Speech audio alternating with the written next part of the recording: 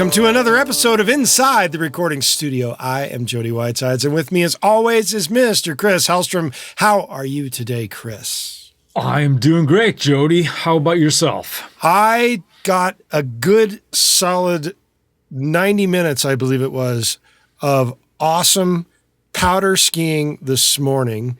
First tracks on 2 runs, face shots, knee-deep powder, nice, light, and fluffy, unlike yesterday morning, which was heavy and wet. So we've had a lot of snow lately. It was great this morning. I am really, really jealous right now because it's been decades since I did some powder skiing. Been doing a lot of it this year. It's been almost every week, even several days in a row. Okay, I don't want to talk about that anymore. Let's talk about something else. All right, what are we talking about today then? Well, we're doing a little bit of a companion piece to last week's episode. Ooh, companion. Where we talked about reference mixes as we're mixing. Right.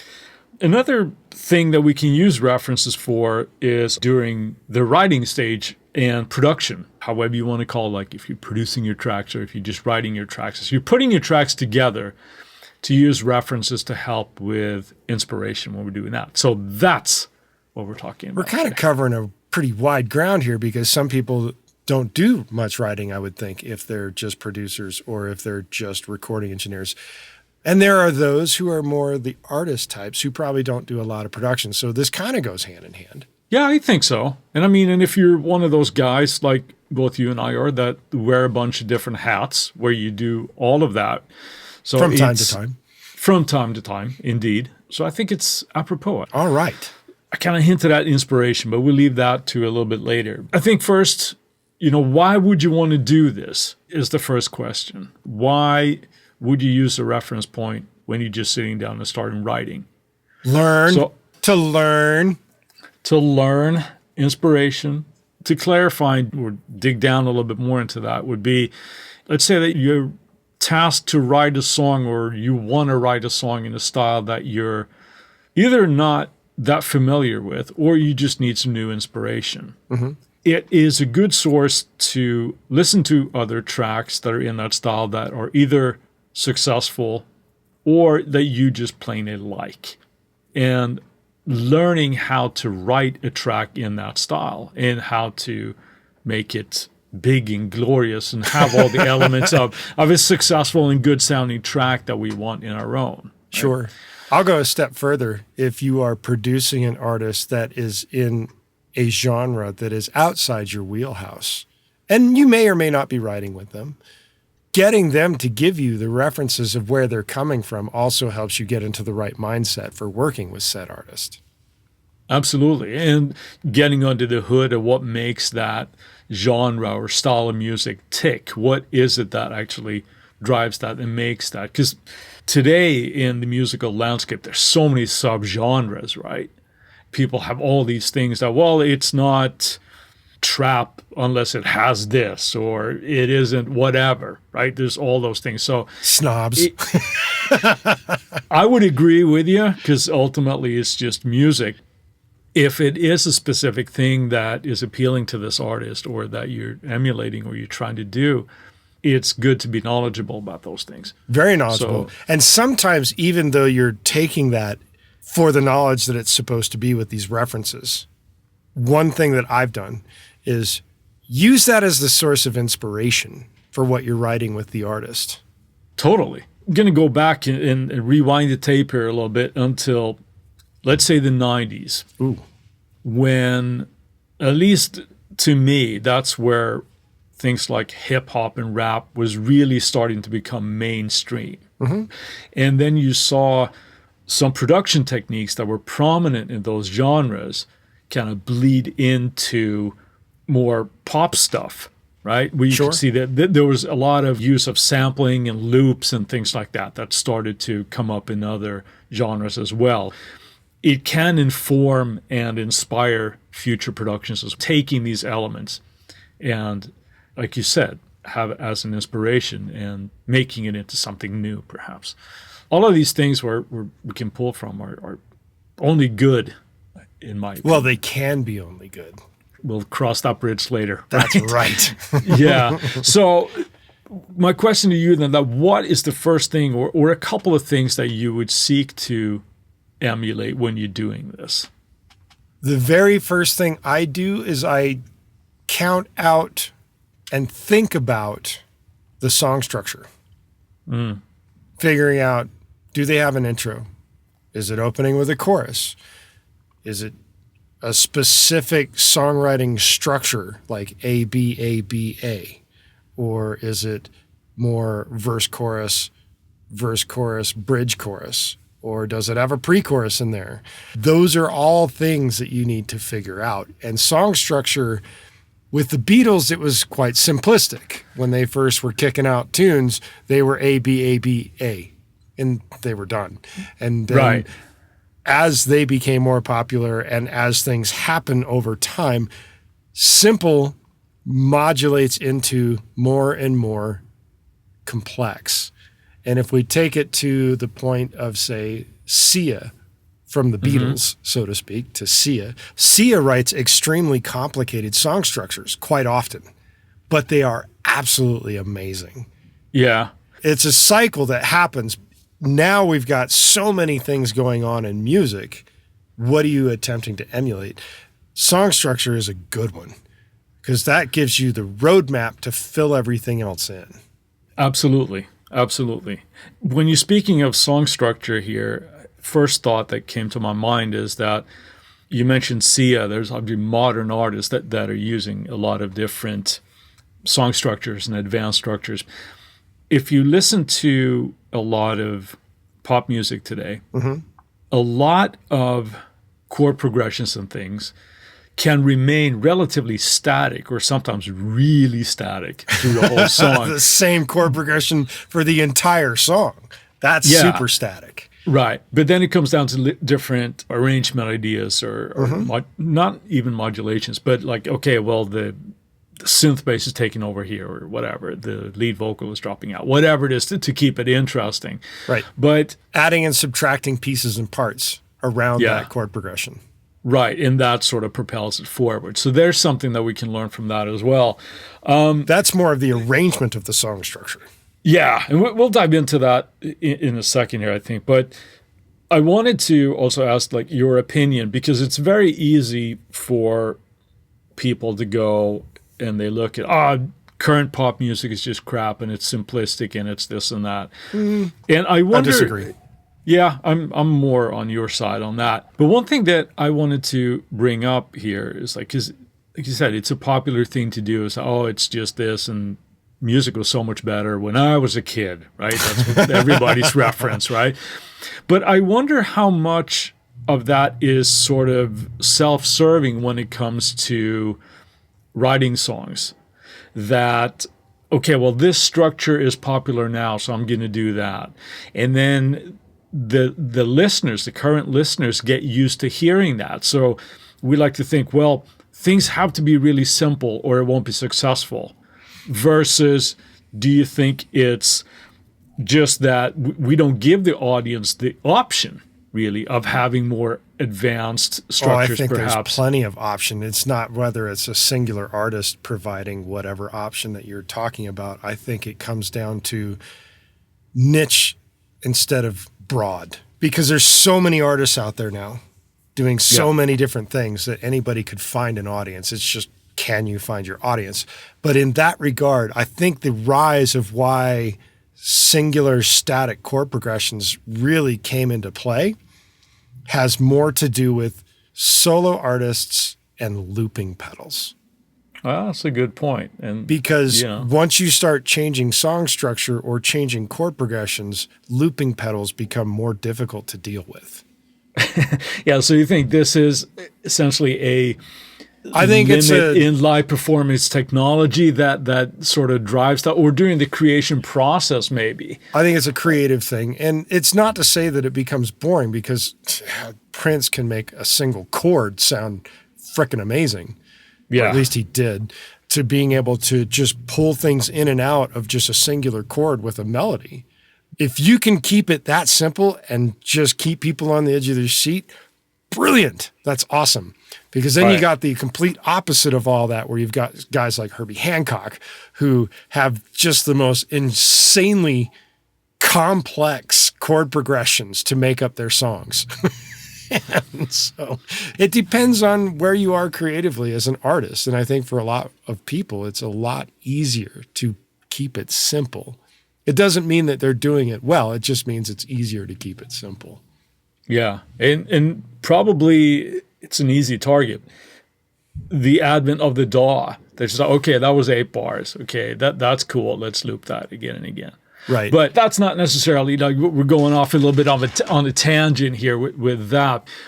Well, additional things to like emulate here in terms of listening to your reference becomes production candy, as some people would call it, beyond the arrangement, beyond the song structure.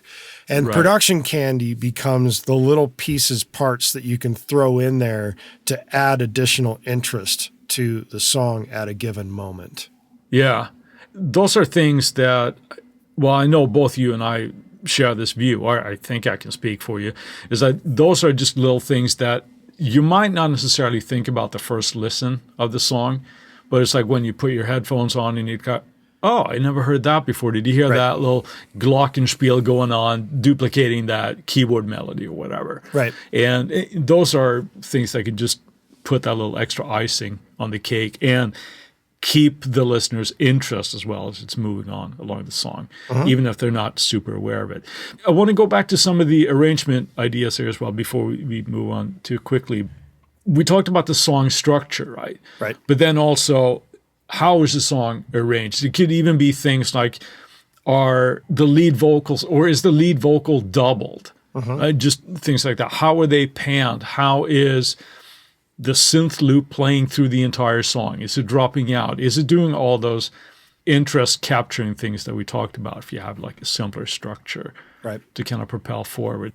Doing really nerdy stuff and just like listening and just writing all that out, things that you notice, then you have a framework that you can kind of do that with. So, and going back to your first question is like, what's the first thing I do? I'm figuring out the song structure that I'm going after. Yeah. And I'm counting out bars. Is there an odd measure somewhere? And that's an interesting one. I believe we've spoken about this previously on other episodes of the podcast, in that there are some hit songwriters who have determined that all their hits have one odd measure in them somewhere. Yeah, I remember you telling me that. So it's an interesting idea to do the same thing for yourself. But then that starts to complicate stuff.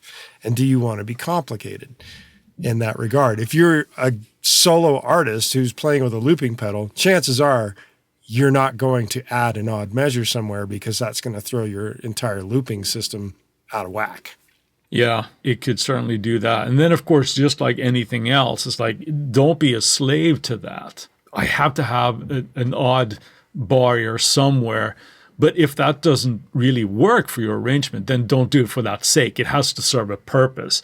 So easy targets for those would be like perhaps breakdown before you come into the last chorus again. Like add that, instead of having a bar of 4/4, have a bar of 5 or 7 or something that it's like, oh, what's really going on here? You know, it just feels weird. Right. But as long as it's working, it's a good thing to do. It's a good idea. Some of those things are easy to emulate. I brought up the example of Sia and the fact that she has complicated song structures. And I recall being at a songwriter's night one night where someone was actually tearing apart one of her songs to teach it to other people. The problem with how that person was doing it, they were oversimplifying the situation on something that glossed over very relevant changes that happened in the song. And the song that I'm thinking of, I'm not going to name it, had 2 different kinds of verses. Okay.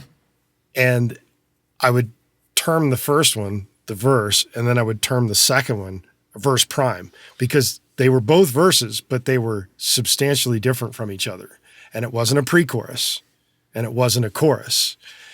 And she does things like that that are really, really cool, where every part to the song becomes its own entity all by itself, but they string together extremely well. Yeah, it's interesting. When you're explaining that, it just popped into my mind David Bowie's Space Oddity, where it sort of has several verses, but they're different from each other. Yes. So it's interesting how just some of the chord changes that he would come up with that just shouldn't work, but they do. It's kind of crazy. It's not just the chord progression; it's the melody that ties it together as well. Of course. So so obviously the melody will be the deciding factor there. That kind of, as long as that works, everything else will be just fine. And other things that are just fine is us taking a quick break for a word from our sponsors. And we're back. We're going to continue on talking about using these reference tracks for inspo, for production and writing. But what we're going to delve into now is what not to emulate at this point. What's the first thing that you think of, Chris, not to emulate? Distinct melody lines. That's a good one.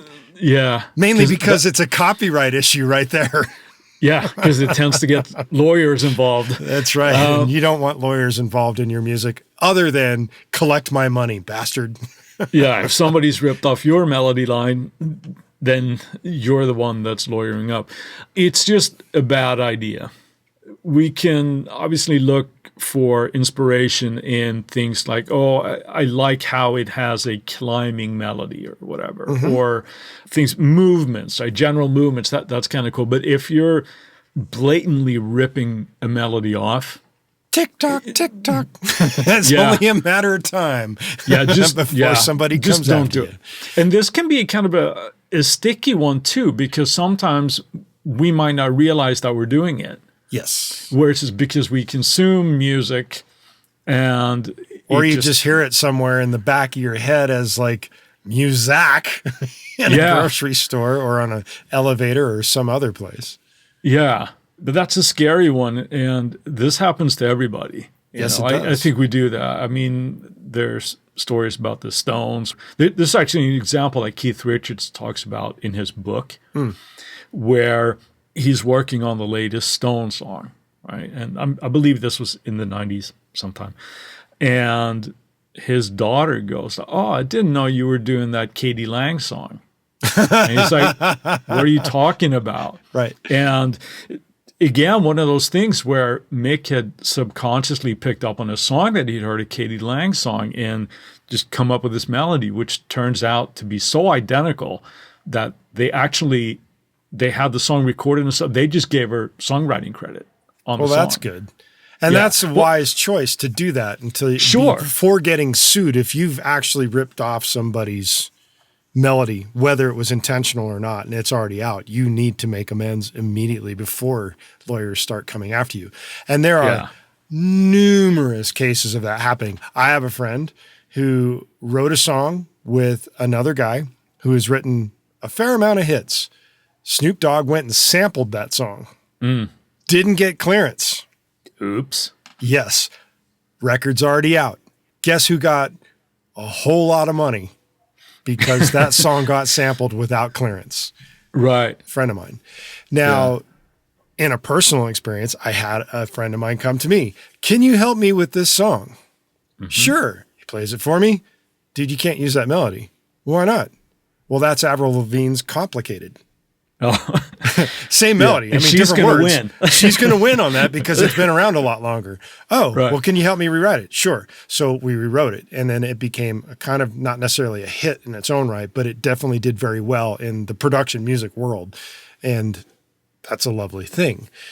Yeah. But it took a rewrite, and it took somebody else coming in and saying, hey, I've not dealt with ripping somebody else's melody off, mostly because I feel like I'm a bit of an encyclopedia of melodies and I'm pretty good at realizing when a melody is too similar to something else.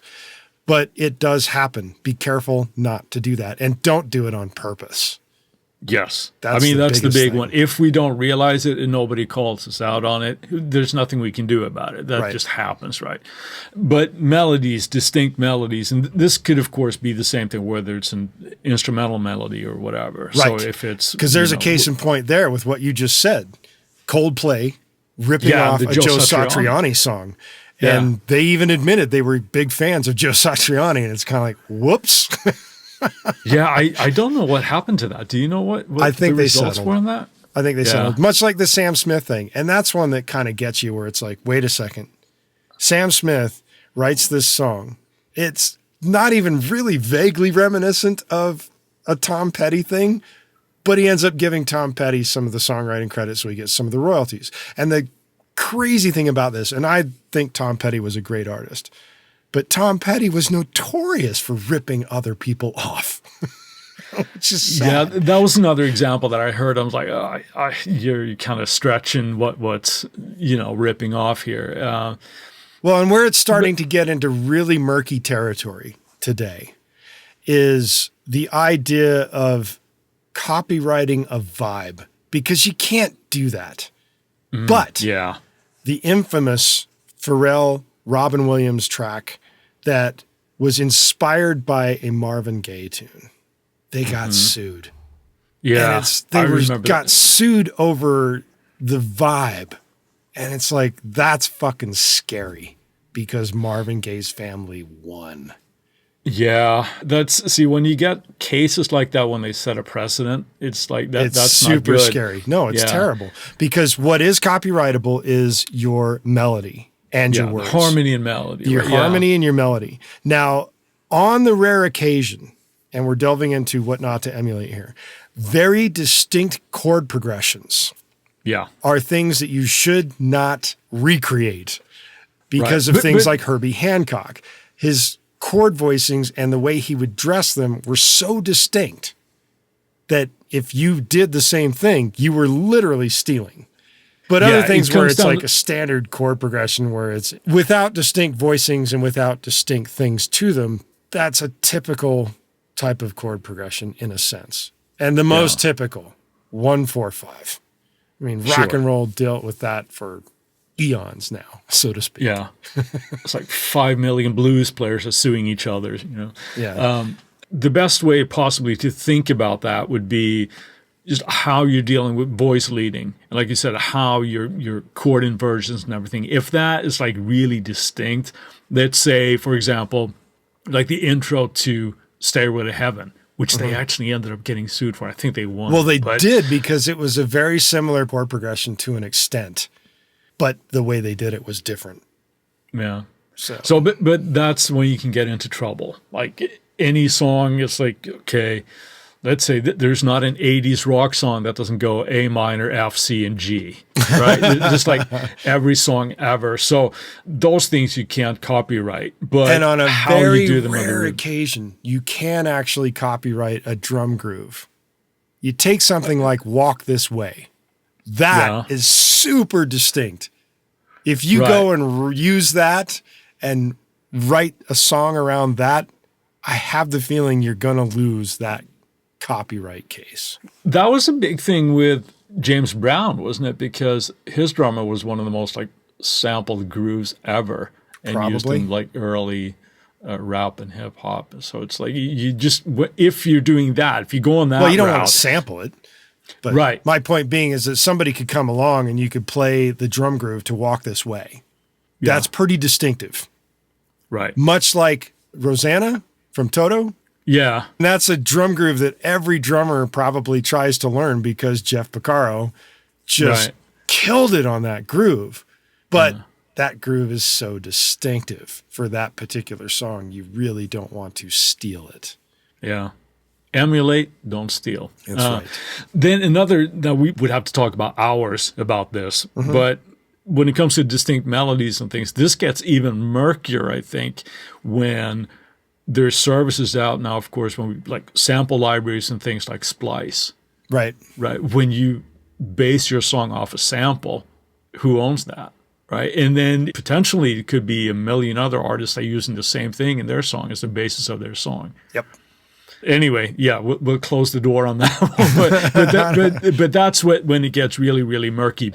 I'd say to sort of round off the topic here is all these warning signs about ripping off, but that's not what we're talking about here. What we're talking about is how to learn either a production style or a writing style and using that to inform your productions and also ideally as inspiration for something. Right. With that, let's move on to our Friday finds. Chris, since you haven't found powder recently, what have you found?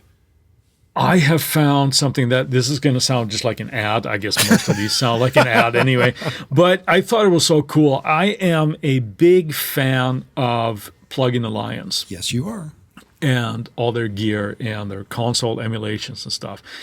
Dirk Ulrich, the founder and owner of Plug-in Alliance, he's now on the board of, what is it, Soundworks, the big merger that they had recently. Yes.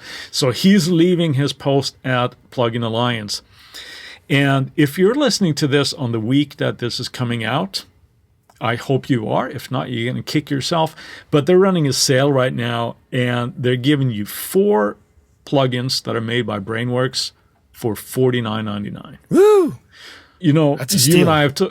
That is a steal because they have what? They have all the SSL emulations on the consoles. They have amp emulations. They have all, they got all console of that. emulations. There's all kinds. But let's say that you're wait. up. You're saying you can get a console emulation and 4 of them for $49? That's what I'm saying. Damn. Yeah. So if you hadn't stocked up on your Neves, on your SSLs, or your, I'm not sure if they're the ones that made the API, but they have the AMIC, they have the Focusrite. If you're curious about this is probably a good time to do that because now you can get 4 of them for $50. Sweet. Not each, $50 total. 4 for the price of less than 1. So that had to be my sort of find for this Friday. But you're right. That does sound like an advertisement. I know, but it's like they're so good. But if you're listening to this in February, I'm sorry. Yeah, yeah. There you go. What about you? What do you got for us? I'm going with metal and guitar players this week. That's unlike you. Not the guitar player, but the metal. Yeah, a little bit. Peavey is doing a new version of one of their old high gain amps. And I'm not exactly sure what model it's modeling, but it is known now what they're releasing as the 6505 Mark II. Yeah. Which is a high gain amp of some sort. So if you are into very high gain guitar sounds, you got a new brother on the block to go check out. The Peavey 6505 2. Sweet. Yes. While we've got your attention, we ask that you go to InsideTheRecordingStudio.com and sign up for our mailing list. Doing so will get you weekly reminders about the Tuesday tips when they come out, and we'll make sure you don't miss any future episodes of this lovely podcast. Send us an email at goldstar, GOLDSTAR, at InsideTheRecordingStudio.com with the word references, and you'll get something cool back in your inbox. If you have a topic or suggestion for Chris and I to explain in a future episode, contact us at the contact page and we'll put it into consideration for a future episode. With that, I'll say, see you next week. Thanks for listening, everybody. I'll talk to you later, Jody.